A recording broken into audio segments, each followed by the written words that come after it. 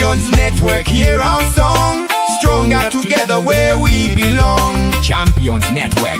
Champions Network. Champions Network. Champions Network. Stories of hope, dreams set free. Lighting the world on CNTV. Champions Network.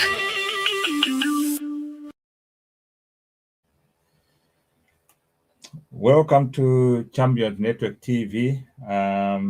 Good evening, ladies and gentlemen, and wherever you might be joining us from. And to this discussion here at Champion Network TV, where we interrogate issues affecting Zimbabwe, both home and in the diaspora.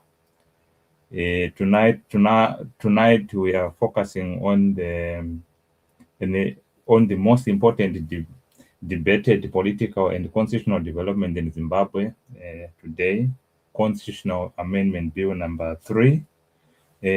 Parliament is reported to have just left with a week left to debate this bill before it potentially proceeds for presidential assent by President Emmerson Mnangagwa. So the question that we are faced with is, what does this bill really mean to an ordinary Zimbabwean, both in Zimbabwe and abroad? What happens if the bill passes, and what happens if the bill doesn't sail through? Could there still be room for a referendum? Is another question. And what role should the civic society play in this critical moment, that includes the churches, opposition political parties? And to help us unpack these issues, we will be joined tonight by Mr. Zensongomo, who is a facilitator for the Southern region for the National Democratic Working Group, a movement that is led by Honorable Job Scala, and I think he's having challenges trying to connect because of some technicalities. So he will be joining us very soon. But whilst we wait for him, if we have got any comments on this topic, put them in the chat box. At some point, we will give you an opportunity if you want to join the discussion. We will put the link in the chat box so that you can join us, or you can send your contribution via text so that we can discuss it. So whilst we are waiting for him to join, are there anyone who have got any thoughts about this topic? What does the Constitutional Amendment Bill number 3 mean to an ordinary Zimbabwe? Or in a nutshell, what is the Constitutional Amendment Bill number 3? I know some of you might have debated this. We have spoken about this on these channels with Dr. Zembe, and I think at some point with Comrade Whitehead.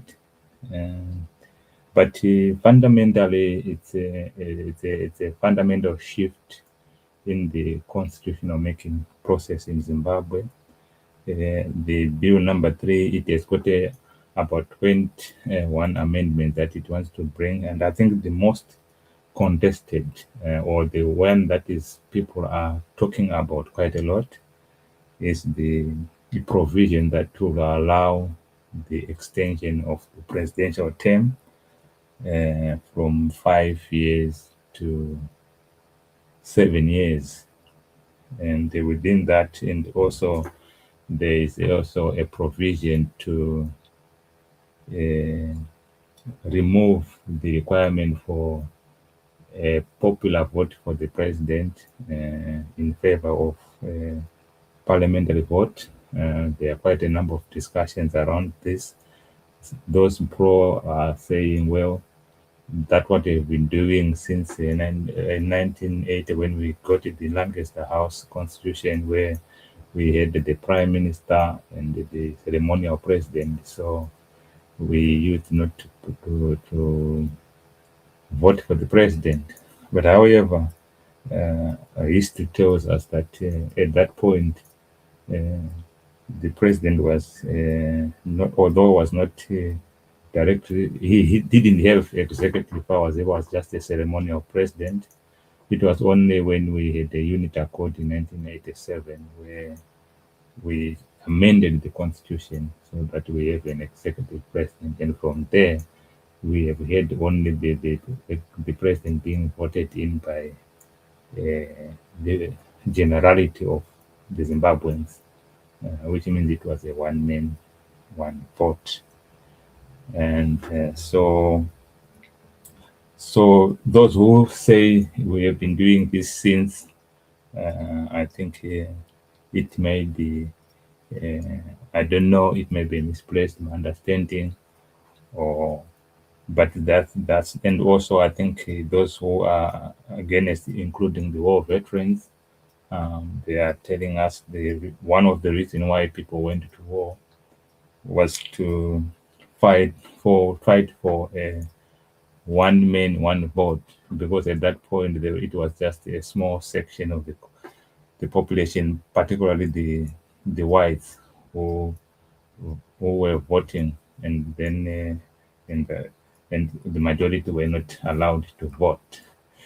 So I think Mr. Zenzo Nkomo might still be having challenges. I'll put our link to the studio in the chat box. You can join me in this. You can join me in this studio, and we can go through some of the discussion together, so that both this platform is about people's views. And I think those who are, you can either, if you are joining us on Champions Network TV, on Mbire TV, or NDWG Global TV, the link to the studio, I have put it in the chat box so that you can join me, and we can proceed with our discussion, so that I may not only be giving my views. I think Mr. Nkomo has just managed to join us. So let me bring him into the studio. Can you hear me, Mr. Nkomo?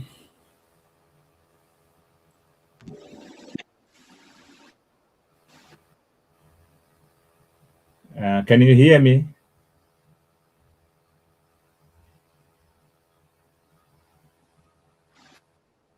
Hello, Mr. Nkomo, can you hear me?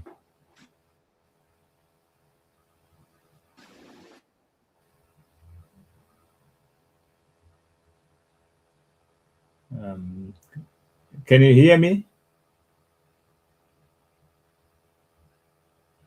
Maybe he might be settling down. Whilst he does that, let me just play a video from our for the National Democratic Working Group.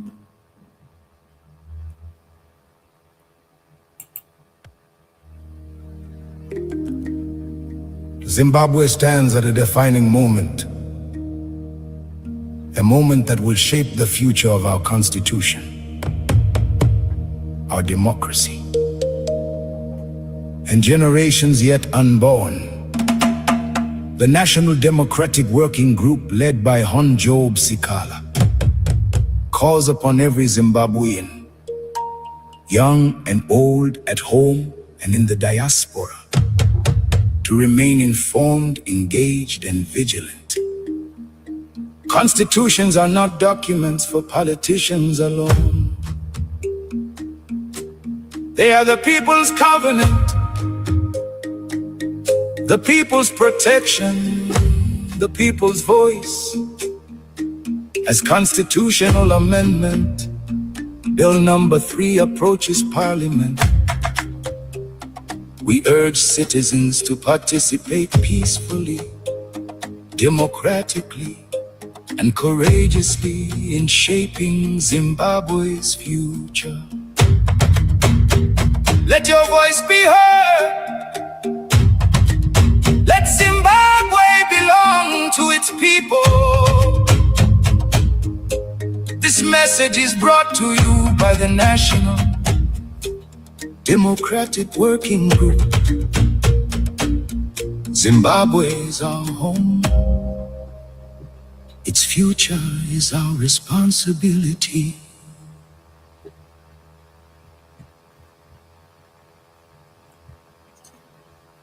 Right. I think Mr. Nkomo must be finding some challenges with his joining.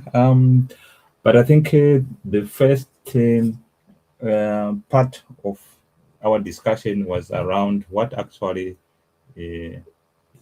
does the Amendment Bill number 3 mean to an ordinary Zimbabwean. So this, according to my understanding, it is an attempt to alter important constitutional provision that affects governance, accountability, democratic participation, and the balance of power in Zimbabwe. Many Zimbabweans are concerned because constitutions are supposed to protect citizens from excessive concentration of power. Once constitutional changes begin to favor political interest or over national interest, citizens become worried about the future of justice in Zimbabwe. These are some of the things that we need to be talking, and this content comes from history.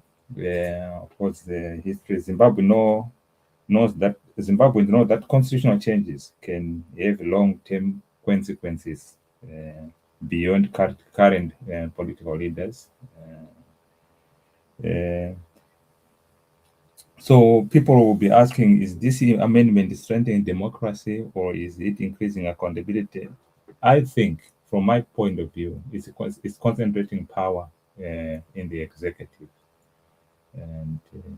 And I think once we concentrate power, and also the other provision which is quite key is the role of the military, because I think the constitutional amendment is removing them to uphold the constitution, to act in accordance with the constitution. Instead of defending the constitution, they have to act in accordance with the constitution, which takes that responsibility away from them of being the defenders of the constitution. And I think that is quite key. Let me bring in Mr. Nkomo. Mr. Nkomo, can you hear me?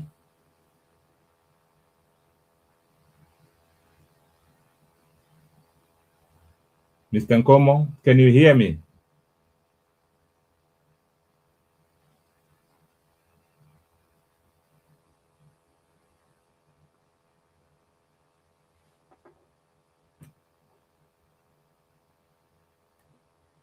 Mr. Nkomo.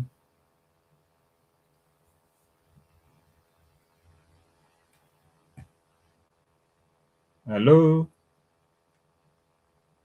I'm not sure whether his network is poor or not. I'm not sure.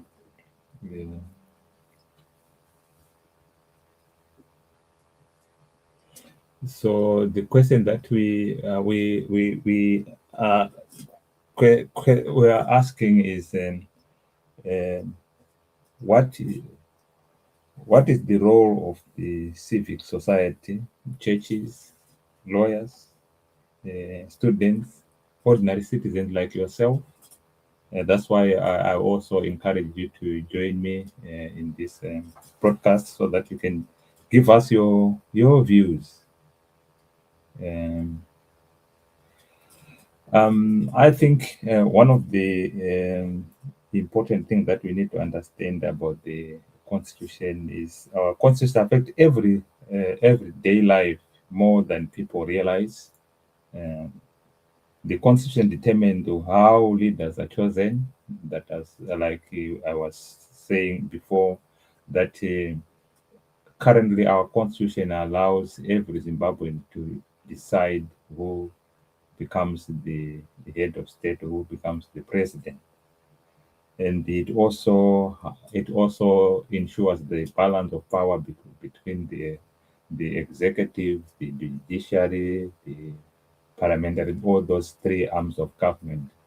It is the constitution that makes sure there's that balance of power, and it also determines how our court system works.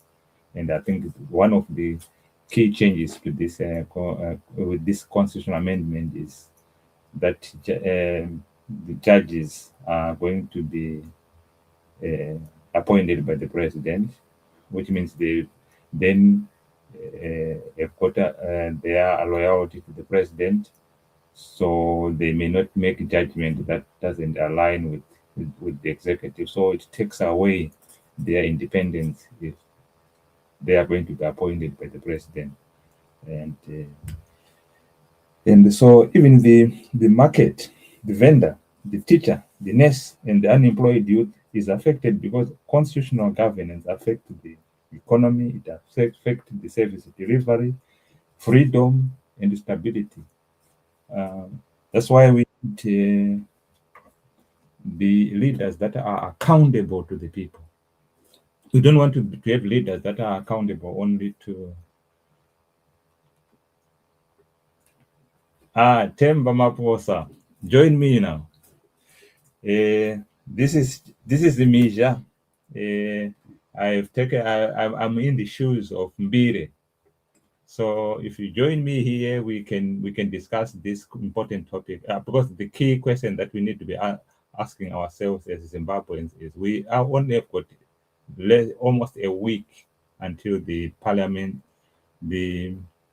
members of parliament vote on this important milestone project of ZANU-PF.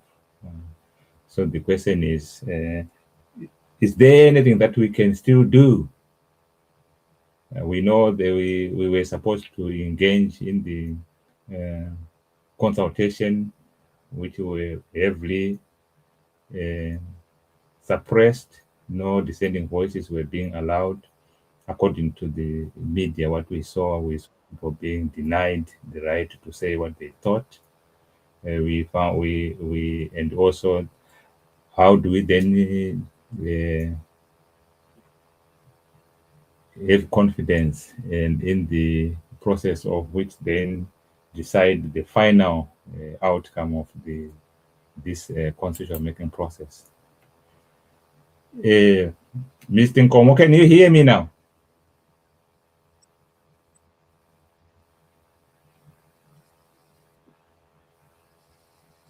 Mr. Nkomo, can you hear me? I think your mic. I think either your mic is not working or something. I can see your lips are moving, but I can't hear anything.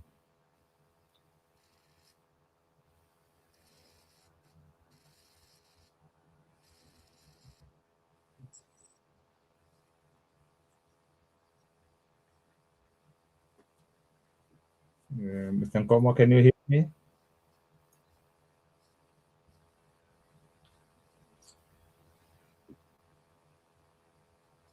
Hello.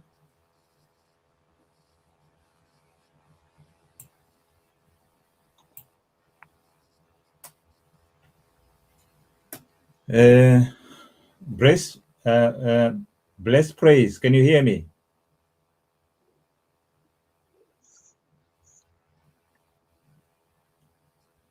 Hello?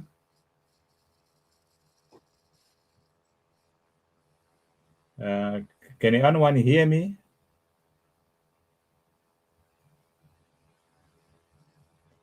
Mr. Nkomo, can you hear me?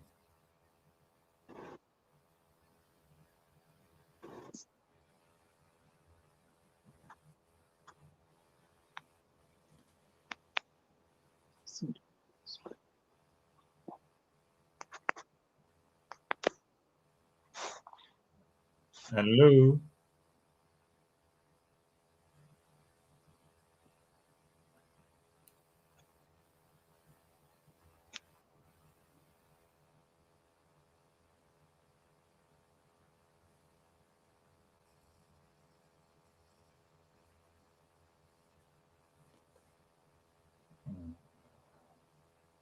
Mr. Nkomo, can you hear me?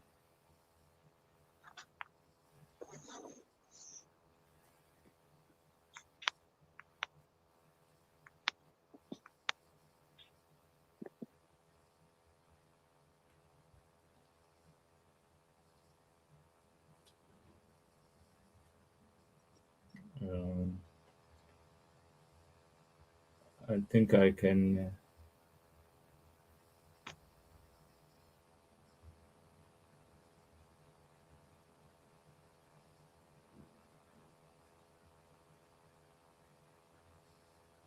And I can't hear you.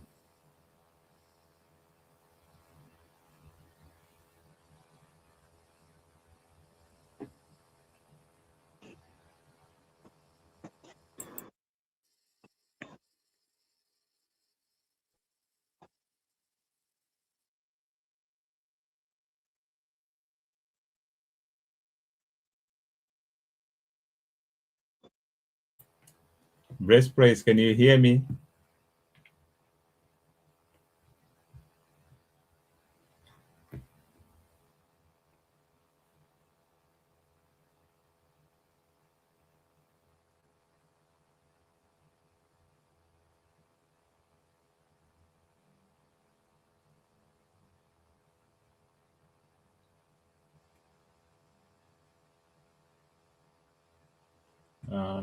Let's hear this music. Then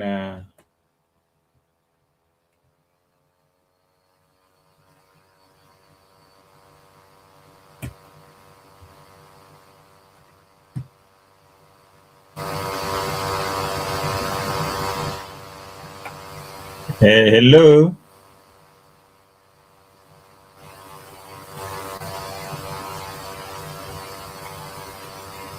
hello. Can you hear me now?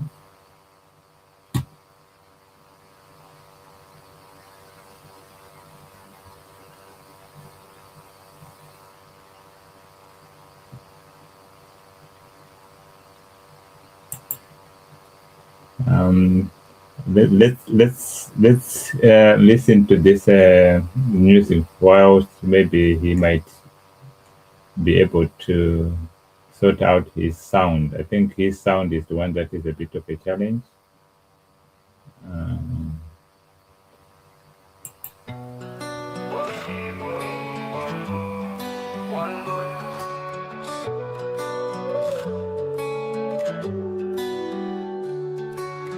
Africa rise, Africa shine. One people, one heart, one mind. Together we stand, never divided. Our land, our pride, forever united. Africa simuka fuma yedu, rudoru gare tibatane mwiri mumwe.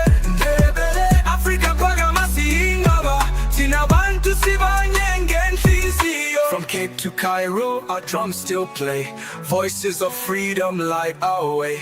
Leaders we stand with, those storms may come. For Africa's children beat one drum. From Cape kushika ku Cairo, ngoma zetu zicharira.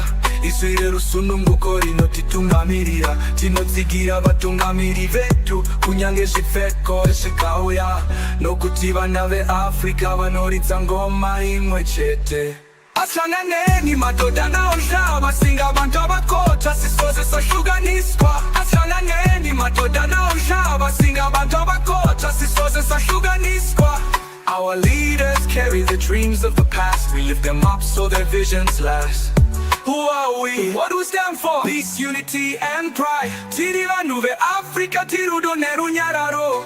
Ehe, tinerudo nerunyararo. Devebele, sisimele. Yebo, sisimele. Africa simuka fuma yedu. Rudo rugare tibatane muiri mumwe. Devebele, Africa kwaga masihingaba. Tina bantu sibanyenge nfisiyo. Africa simuka fuma yedu. Rudo rugare tibatane muiri mumwe. Devebele, Africa kwaga masihingaba. Tina bantu sibanyenge nfisiyo. From Cape to Cairo, our drums still play. Voices of freedom light our way. Leaders we stand with, though storms may come. For Africa's children beat one drum. Kukepe kushika ku Cairo, moma zetu zicharira. Izwi leru sununguko rinotitungamirira. Tinotsigira vatungamiri vedu. Kunyange shifeko shikauya. Nokuti nabe Africa vanoritsa ngoma imwe chete. Aslanganeni madoda na uhlaba singabantu abakhothwa sisoze sahlukaniswa. Aslanganeni madoda na uhlaba singabantu abakhothwa sisoze sahlukaniswa. Leaders carry the dreams of the past, we lift them up so their visions last. We lift them up. Who are we? We are Africa. What do we stand for? Peace, unity, and pride. Tiri vanhu veAfrica tinerudo nerunyararo. Ehe, tinerudo nerunyararo. Manga sisimele, yebo sisimele. Africa simuka fuma yedu. Rudo rugare tibatane muiri mumwe. Africa simuka fuma yedu. Rudo rugare tibatane muiri mumwe.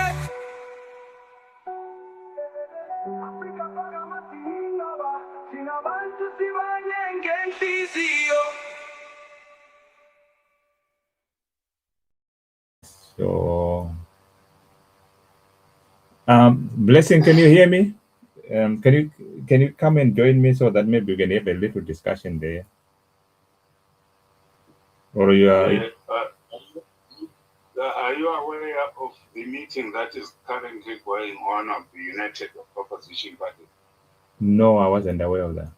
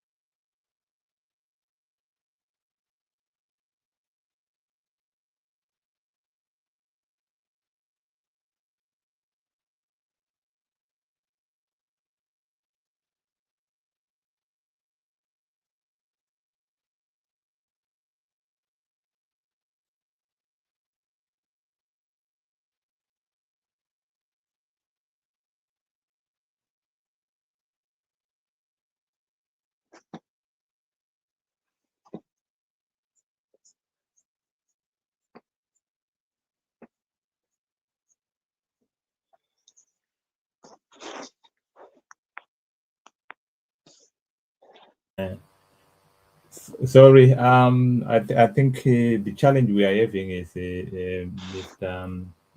Nkomo. I think he found it a bit. He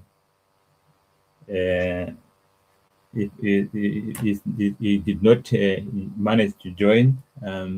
I've got Bless Praise in the studio, and it seems not to be talking. So, those who are on the chat, if you can just put in your questions, I will respond, and if anyone who wants to join me in the studio, the link is in the chat box, so that you can join us in the studio. I've also put the link in the chat box, just for whether you are watching us from Mbire Champions Network TV or NDWG Global TV. So as I said in my opening remarks, the questions we wanted Mr. Nkomo to respond to us is, what does the Amendment Bill number 3 mean to us as ordinary citizens? And also, I think the Parliament uh, is set to vote on this important amendment bill in a week's time. And I think the question was, what does it mean if this bill sails through? What does it mean if this bill doesn't sail through? And what does it mean uh, if is there still room for a referendum? And what should the citizens be doing between now and the uh, vote of the parliamentarians? What will be our role as citizens? What will be our role as churches, political leaders, and also the churches, students, whoever, or even the vendor on the street, even the street kid? What will be your role between now and when the bill uh, gets signed? What will be your role? So those are some of the things he was going to articulate to us. Uh, However, he's finding a challenge in joining. So you can be a replacement for him. You can be answering these questions on behalf of the Zimbabwean. Or because my view is it is a time where people need to engage with what does it mean? Two, and what role should every Zimbabwean have towards this? At least you should take a position. What is your view with respect to this bill, as a person, or as a constituency, or as a grouping? What is your view? And what are the roles of the MPs? Are they there to represent their parties? Are they there to represent themselves? Or are they there to represent the constituents where the people who voted for them? And how are the people who voted for those MPs who are going to vote make sure that their vote is a voice for the constituents they are coming from? Are they going to vote depending whether they got a hamper, like we saw the daughter of Tungwara giving nurses hampers? Or are they going to vote depending whether you were given 50,000 or given a car, like we saw the MP from Ubiriro? So those are the things. Those are the real questions we need to be asking in these platforms. And I think also there's this new development that are coming in, the elevation of retired General Veralio into the political bureau. What does it mean? What is the long game that is being played? how do we respond? So these are the things that uh, we need to be interrogating. So let me go through some of the things that if I were in Mr. Zenzo's shoes, I would be saying, I think when it comes to the referendum, I think many citizens believe a referendum would provide legitimacy because it is also enshrined in the constitution that when we want to change, especially the term limit for the president, I think it specifies that there may be a requirement for a referendum. And also, if the incumbent is going to benefit from that provision, there should be also a referendum. I think Vachinamasa mentioned it in Bulawayo when they had the resolution number one, which was the resolution number one was what the ZANU-PF resolution to say they want to extend the term limit for their president. But I think at that time, Mr. Namasa categorically said it will mean two referendums: one to authenticate the extension of the presidential term, and another referendum if the incumbent, which is Emerson Mnangagwa, wants to benefit from that extension. But are now along the way, and then when they went to Mtare and the amendment or the resolution number two, which was now to instruct the government to make that extension feasible, which we are now finding amendment bill number three, which is in process, now left to a days to be debated and voted on by our parliamentarians.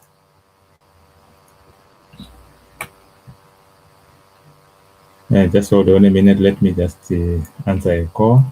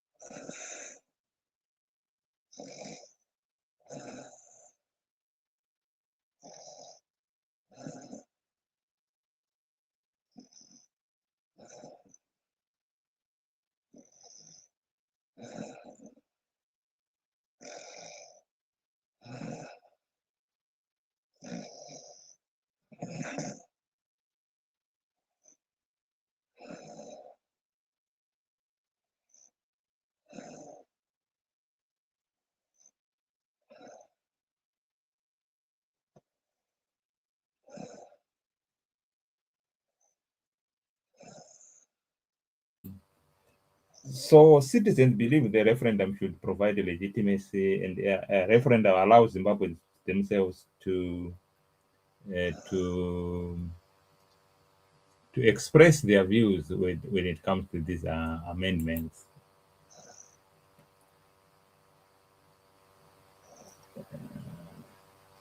Mr. Nkomo is still trying to connect, but I think he's finding it a bit of a challenge.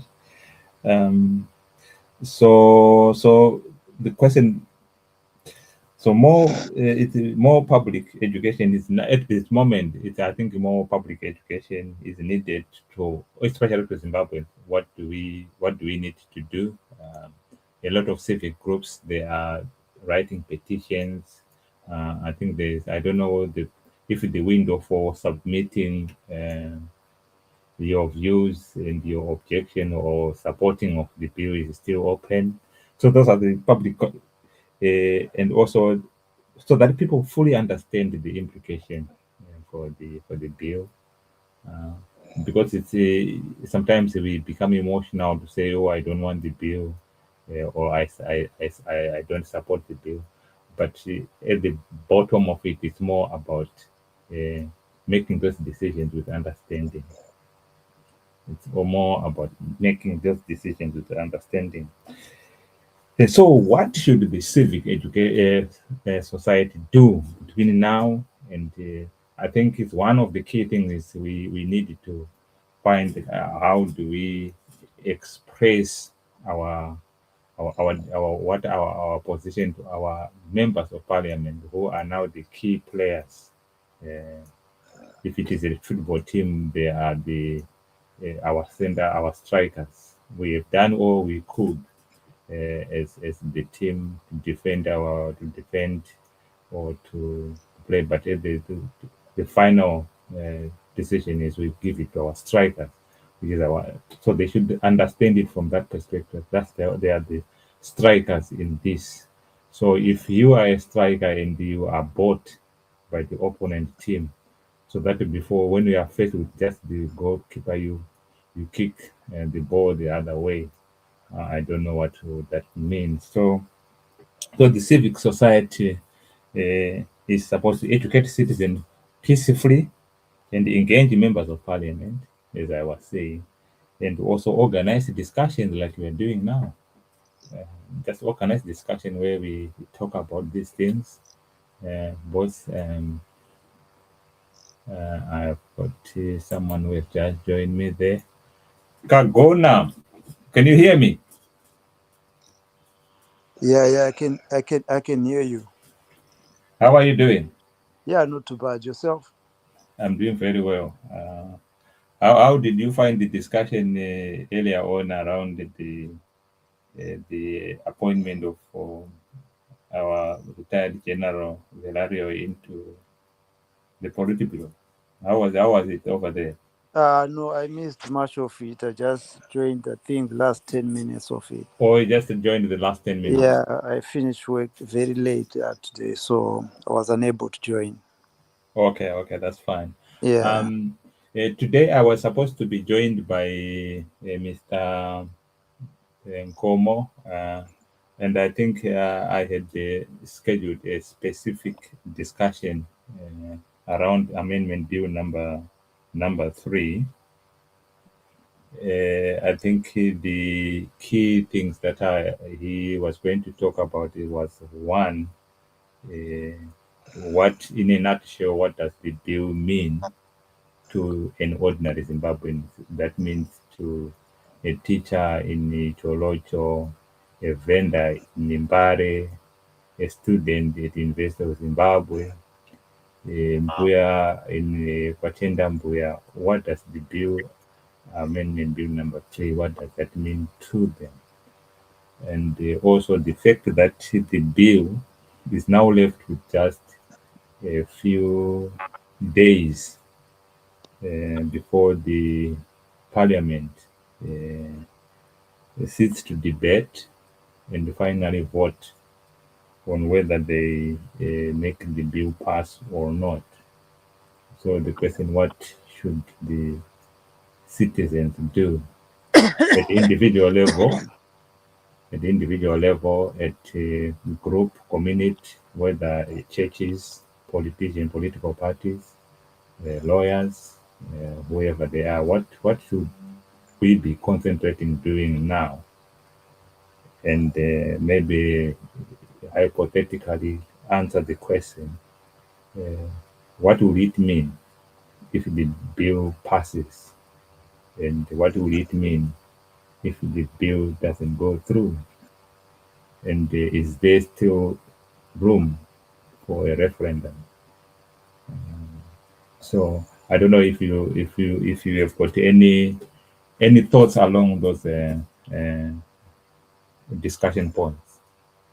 You have got a free. You can pick one, or you can try to give your opinion on any of those key questions. Because I think now my view is we need to be making people aware what it means, so that people will align themselves to say what will be their response if the outcome is this, and what will be our view if the outcome is this. Yeah, so I can just generalize really. I mean, yeah, you said you have just mentioned quite a lot of views there. But to Mm-hmm. start with, Misha, I think it is quite important to highlight the fact that, when ZANU-PF was talking about, you know, all, how it all started, we, Mm-hmm. we heard them talking about extending Mm-hmm. President Mnangagwa's tenure up to 2030 Mm-hmm. on those two occasions, that in Bulawayo and Mutare. Mm-hmm. Then when it came to talking about the actual thing they wanted to do when they were in parliament, Mm-hmm.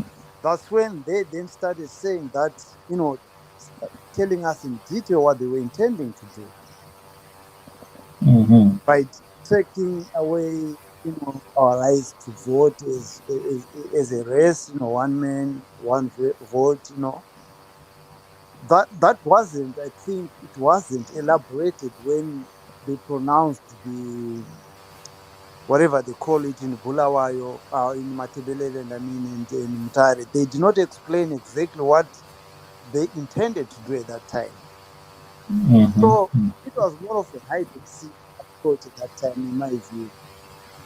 But all what it means to me is, I think if you want to look at ZANU-PF's tenure for the last 46 years, it is always about suppressing the majority, the voices. And that there's no lie to that. Remember very well that MDC was not allowed to campaign for a long period of time. I think there was a few instances where they were allowed to gather, but with fear. So, and what then happened when the bill was announced in Parliament? We have seen a widespread suppression of people talking against that bill. So even if you just want to look at that chronology, the indication is that what the bill intends to do is to continuously and completely suppress people's views.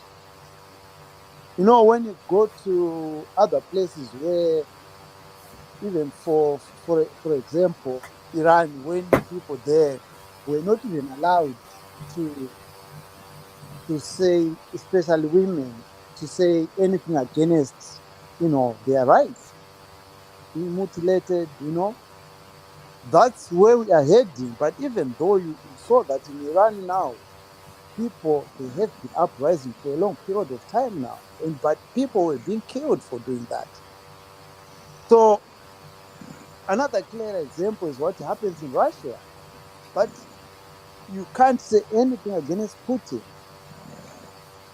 So that's what this bill is taking us. I think what social media networks and a lot of few people in Zimbabwe have been trying to do is to educate people about this bill, because I think we saw that a lot of people who spoke, I think, supporting the bill, most of them did not even, or were unable to explain what the bill means or what does it entail.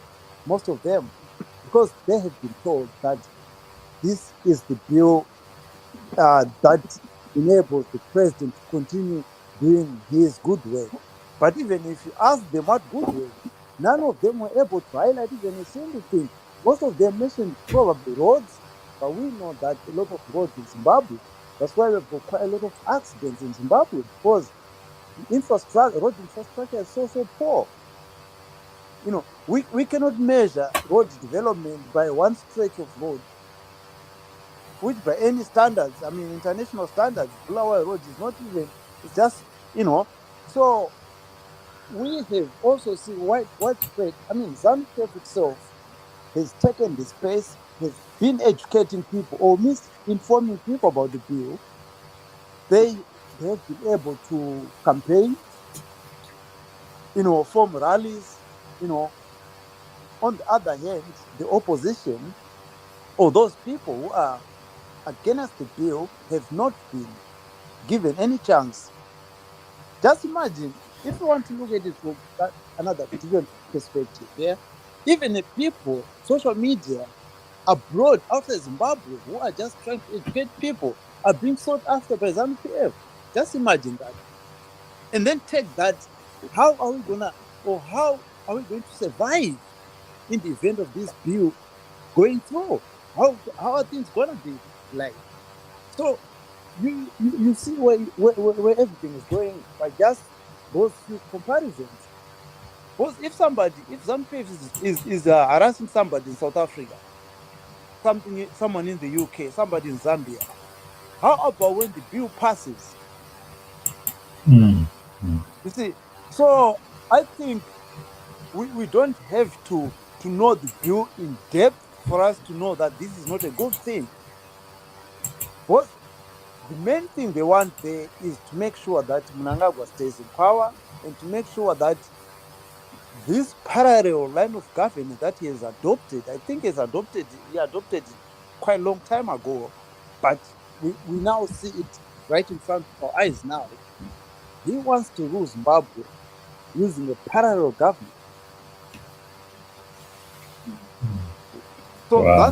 that's where the whole thing is heading, in my view. And I think,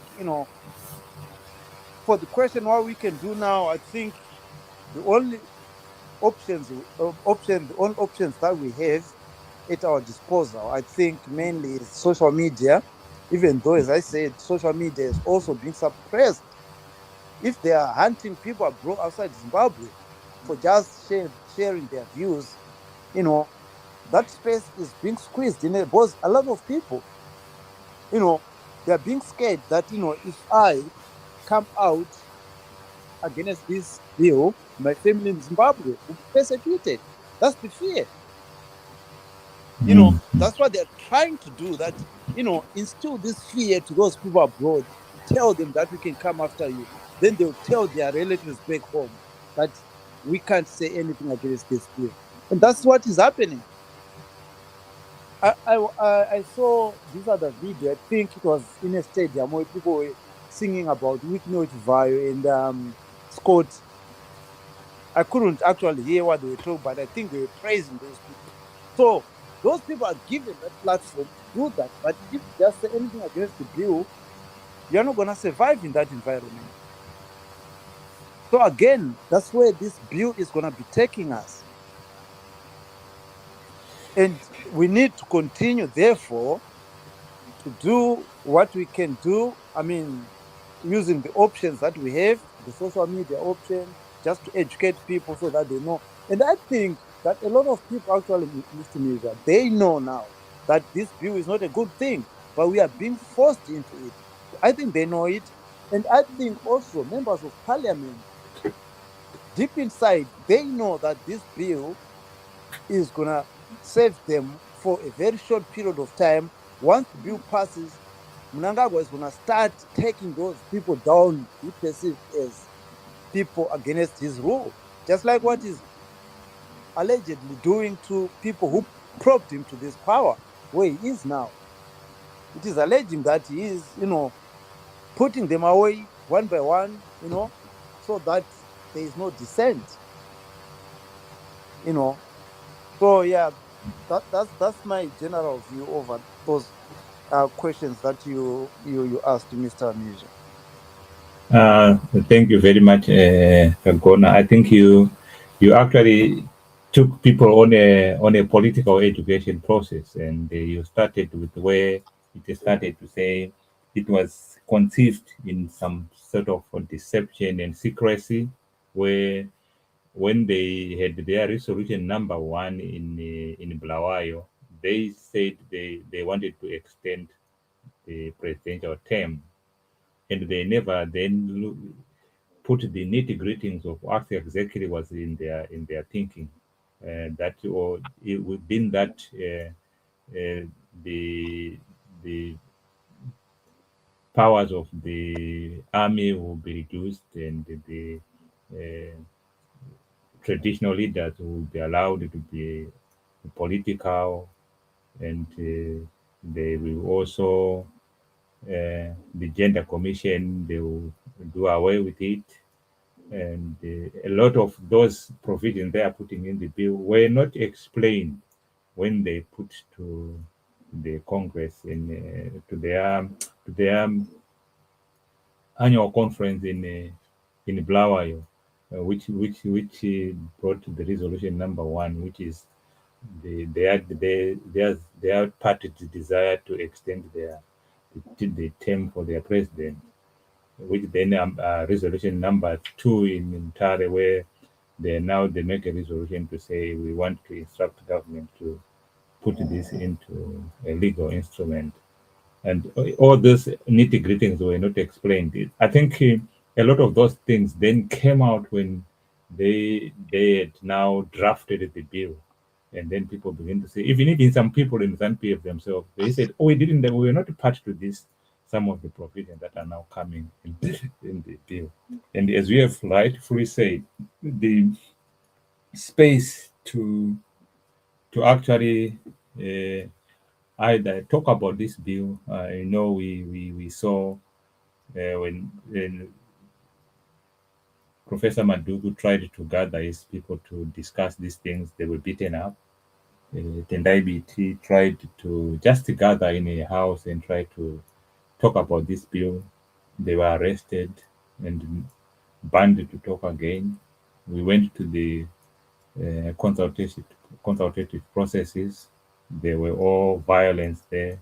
Only those who were speaking in favor were given elaborate time to talk about, and some were even allowed to read large pieces of their presentation without disruptions. And I think the people were even passed from one place to another.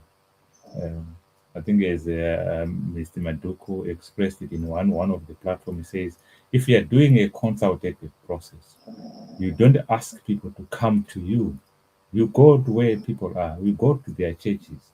You go to their communities and go and solicit their views without any intimidating environment. But given just 4 days, packed places, where maybe in a packed place of thousands of people, only maybe a handful, about 18 or so, are allowed to speak. That's not a consultation. I don't know. And I think as you rightfully said, what we can do is to educate our people what this bill is all about. I think particularly the members of parliament, as I said, they are now the key players now in the final stages of this debate around this amendment bill number 3. They are the ones that are going to debate it in parliament. Are they going to debate it on the position from an informed position? And where are they getting their facts when they debate? Are they going just to debate on the basis of the parliamentary draft report that that are going to be produced, or have they gone to their constituency to seek views of their constituencies to say, in as far as my constituency is concerned, this is the position of my constituency to this bill? I don't know, because I have never heard of any members of parliament who had some processes of actually engaging their constituencies, and then when the bill passes, what does it mean? When the bill doesn't pass, as you have rightfully said, it is infringing, it is consolidating power within the executive, and most likely we will be ending up with dynasty.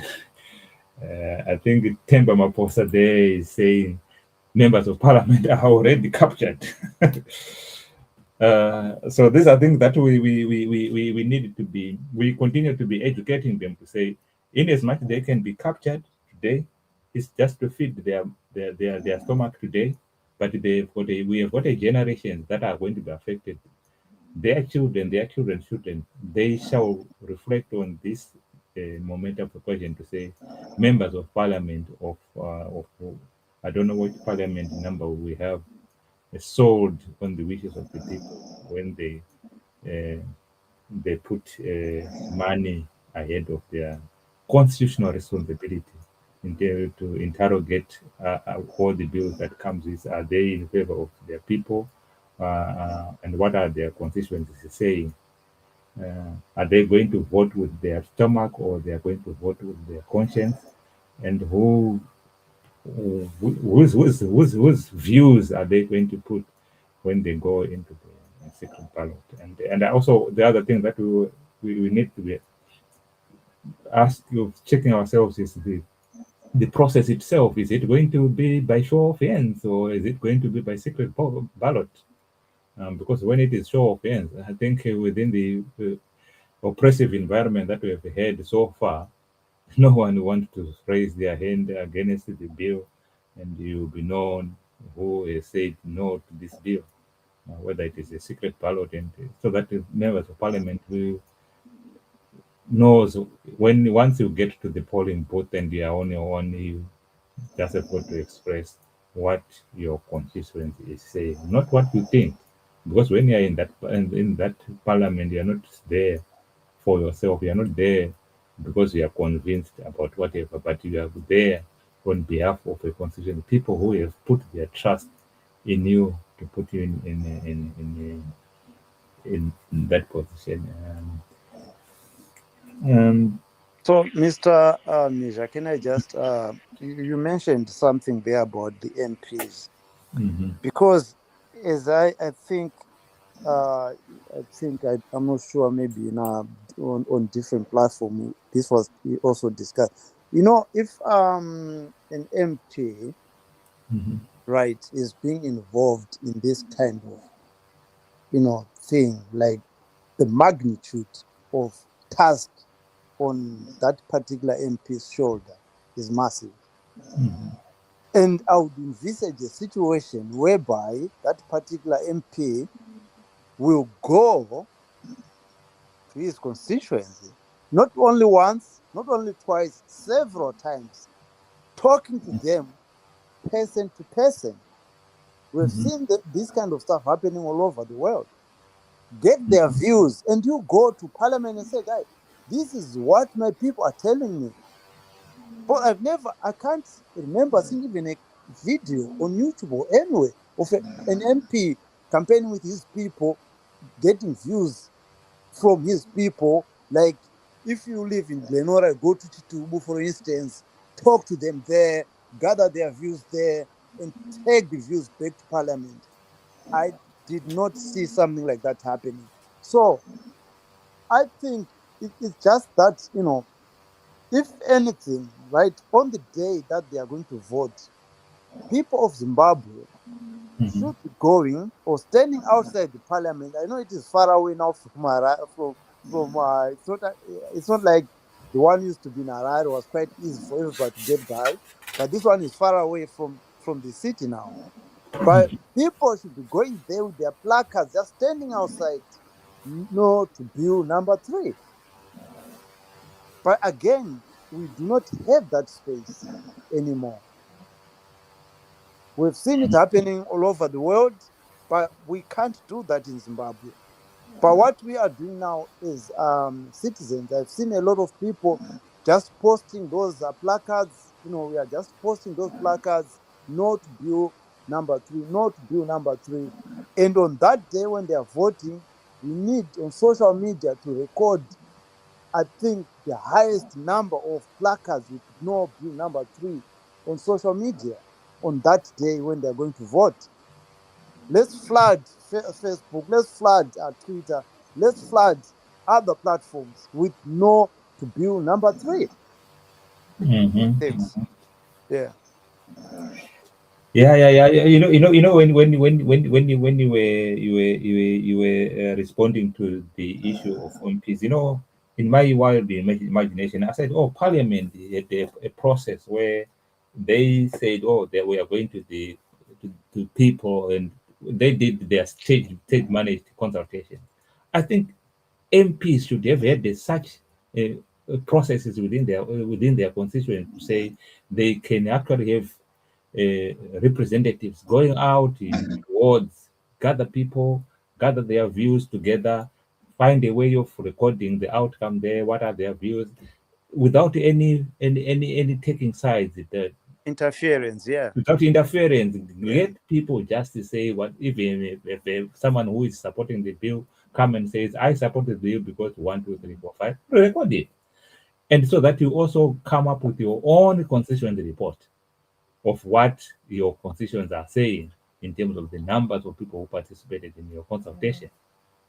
And I think a lot of people would have volunteered, and even sometimes having a dedicated platform for your constituents to come and discuss, like people do on Mbire, discussing there. We can have a constituency, a YouTube channel or Twitter Yeah. space where people on it, they come and discuss, and you just take minutes and record what the people are saying. I don't know whether we have got or the right crop of innovative MPs to, other than just thinking about So, when am I getting a car and 50,000 to myself, because I think there is a heavy burden on their shoulders, but they're not realizing. yeah, but it would have been an easier approach for them to go to their people than to ask people to write to the parliament. I mean, Yeah. writing, how are we going to verify that those people, our letters have been read? But if you go there, see your people, we know that no, our MP came to us, we gave him our views. But no, they took the other, they opted for the other secretive approach. Write to us, write your views to us, you know. And then they're telling us to trust these people to vote for the president on our behalf. Uh, I'm seeing a comment from Demba Maposa. They say genuine opposition MPs are not allowed to gather together with his or her people of their constituents. I think this is where we needed to borrow the tactics of our liberation. We are calling now heroes nowadays. I think they were operating under a very oppressive system, but they had a way of communicating and get views from the people. They had the underground system. That's why I was saying, if an MP is innovative, you create some structures of people who go there and either gather people, small gatherings, or social media platforms. Because obviously the gathering space in Zimbabwe is really limited. Um, I think we have been here for an hour. I've been here for an hour, Temba. I will reschedule this with the Mr. Nkomo at some point, and I will be bringing some different guests as well. You can come as a guest as well. Kagona, and you come and discuss. But I think we need, like you said, we need to flood the social media space with no to bill number 3 or no to 2030. And I think there's others which have been ED must go, hashtag, all those kind of things. Do you have any final thoughts that you wanted to say to the people of Zimbabwe around the issues that we were discussing before I bring this to a close? Bless praise. We have not said anything. Can you hear me?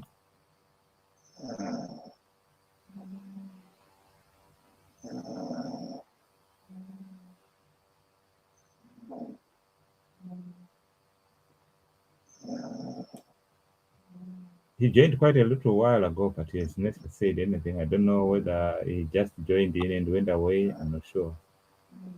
Yeah. Um, Yeah, so I mean, my last remarks, Mr. Misha, I think, social media, as far as I've been following them, we have we have been doing what we can do given our, given what is, open to us. We just need to continue, you know, sending the messages, and whenever we get a platform to demonstrate. It's just unfortunate that there are quite a lot of other places where people are allowed to demonstrate, because I think that has always been one of the strongest ways of sharing or sending your messages to the politicians. I mean, gatherings.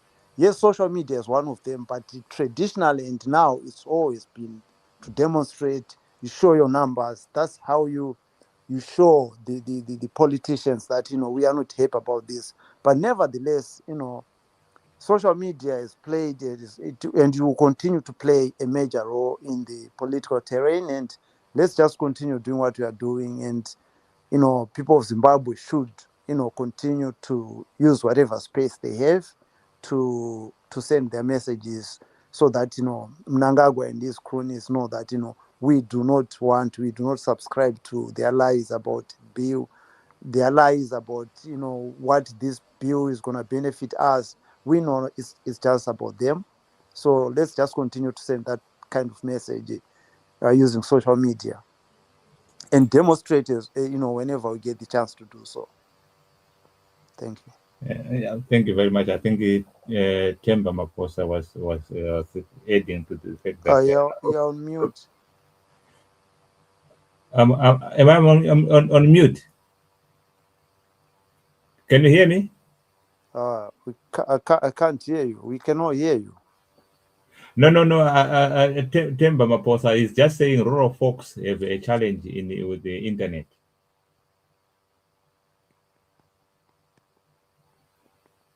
And he's also saying the social media doesn't reach the rural folk. I think it's only that we have taken we have left it too late, because some of the things that were being suggested on different. We cannot hear you, Mr. Misha. We You can't cannot hear hear you. me. Can you hear me now? Hello. Are you on mute? No, I'm not on mute. No. Oh, why? Can you hear me now? No. Oh, but people on the platform, they are hearing it loud and clear. Yeah, there's no sound coming out. Yeah, but what I'm saying is people on watching us are saying you are loud and clear. Brahim, you didn't join us, Yeah, so Brahim. I think I can't hear you from my end. I'm not sure if can you hear me? Yeah, I can hear you. Yeah, so it's just your sound is not coming throughout to us. Yeah, yeah. I think there's something wrong with on your gadget on your end. Okay, Mr. Misha, send us a notification for the next once you've reorganized it. Send us a note so that we can. Yeah. What I'm going to do? I know Mbire does. I can see your lips moving. I can see your lips moving, but I can't hear anything. All right. Okay, that's fine. That's okay. That's all right. Uh, Bra- You know, it happened at the beginning of the show when you were just talking in there, but I could not hear you at all when you started. Yeah. No. When you joined in, when I was talking, actually, I had muted myself because I was talking to someone on the phone. Can you just type? Okay. Let me type then. Okay, that's all right.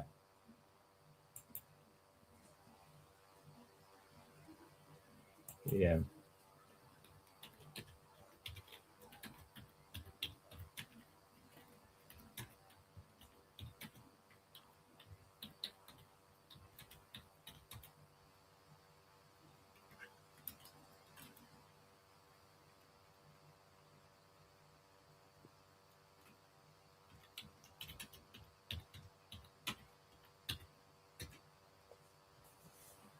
Right. Okay.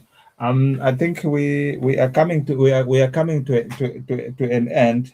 Let me just give a closing. And as I said, we are going to have these discussions soon after Ambire in the evening, and either I bring a guest and a guest discusses a topic, or I might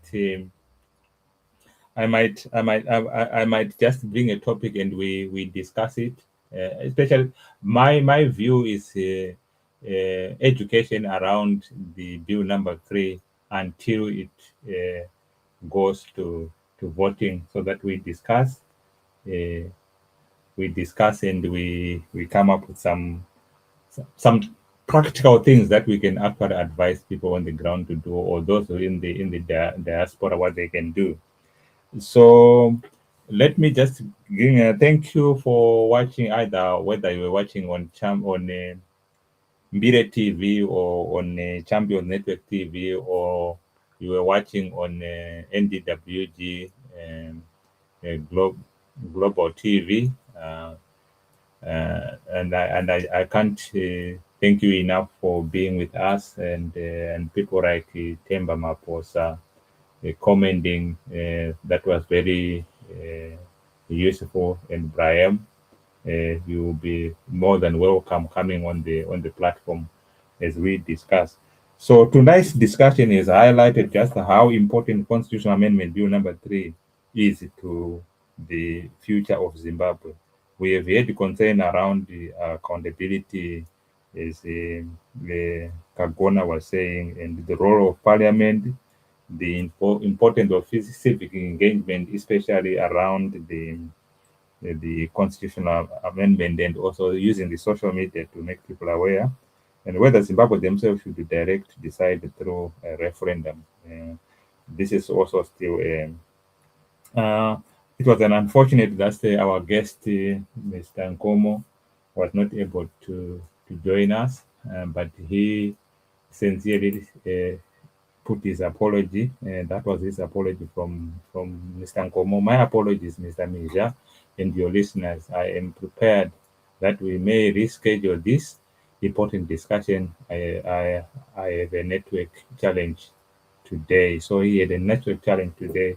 We will see whether we can reschedule with him either tomorrow or the day after tomorrow. But tomorrow we will have another topic that we will discuss. For me, it's all around educating people around the amendment bill number 3, until we get to the final day, final voting day for the parliamentarians. Uh, so, to our viewers in the Zimbabwe throughout the diaspora, thank you for being a part of this conversation, particularly Kagona, who managed to join me in the studio. And also, I think Blaise was not able to talk. I don't know whether he was just listening. Uh, so we will be rescheduling again, either for today, or for tomorrow, or the day after tomorrow. As always, continue to share this broadcast. Subscribe to Champion Network TV, to NWG Global TV and Mbire TV, so that you don't miss when we come live. Remember, the Constitution belongs to the people. and the Zimbabwe belongs to the citizen, and the future of the nation depends on the informed participants today, not tomorrow, as Duma Boko said. He says tomorrow is too late, yesterday is history. So what is important is what we talk about today, and what do we do today. And I'll just read what Kagona says. So yeah, It's okay. I can hear you now. you can hear me now, huh? Yeah, yeah. Okay, I think there's something was I don't know what was happening with on the connection, on the sound on your Yeah, end, I had to refresh my. your browser. Yeah. All right, okay, that's fine. So we just come to our end. So from me, Mija, and the entire production team and the Kagona in the studio, we say good night and God bless, and let us continue building Zimbabwe together peacefully and democratic. As I always say, stay informed, stay engaged. Your voice is important. So good night. Thank you, Mr. Misha. Thank you for watching Champions Network TV. Make sure you click that like button and subscribe. Don't forget to hit that bell icon so that you get the ding ding ding every time we do post our videos.